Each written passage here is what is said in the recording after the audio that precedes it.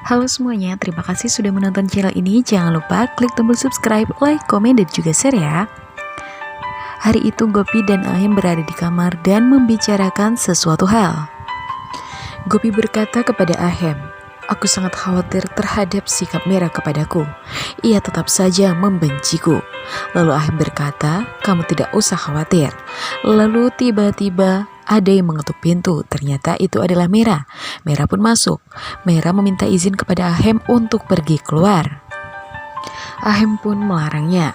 Namun ketika itu Mera berkata, "Aku sangat bosan di rumah papa, aku akan pergi walaupun engkau akan melarangnya." Lalu Mera pergi. Lalu akhirnya Gopi pun mengikuti Mera dan memanggil nama Mera, tapi Mera tak menghiraukannya. Ketika Gopi keluar rumah, tiba-tiba ia mendengar suara "tolong" di dalam garasi. Lalu ia pun masuk ke dalam garasi. Ia mencari. Di situ terdengar suara Rasi sedang meminta tolong. Ia pun memanggil Rasi, "Rasi, ini mama, di mana kamu?" Dan ternyata itu hanyalah sebuah kaset rekaman. Di sisi lain Jigar mencari sesuatu. Ia pun curiga apa yang disembunyikan Rasi. Ketika itu ia mengobrak-abrik tas Rasi, lalu ia menemukan tutup botol racun dan ia pun membaca buku catatan Rasi yang menjelaskan bahwa ia ingin sekali membunuh seseorang. Jigar pun merasa bingung.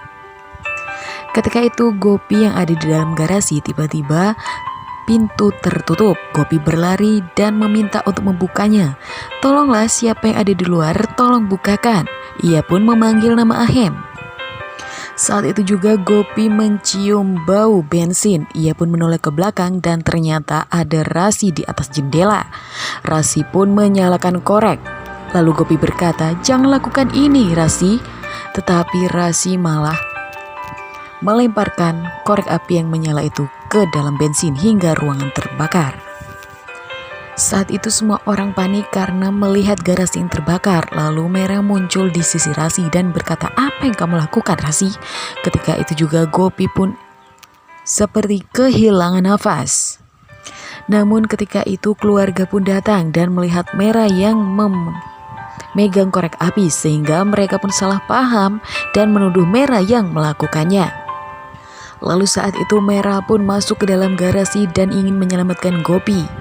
Ia pun langsung melindungi Gopi dengan jaketnya yang saat itu Gopi sudah tak sadarkan diri. Saat itu Mera langsung memasukkan Gopi ke dalam mobil dan Mera meminta Ahem untuk membukakan pintu garasi. Pintu garasi pun dibuka. Mera pun mengemudikan mobil keluar.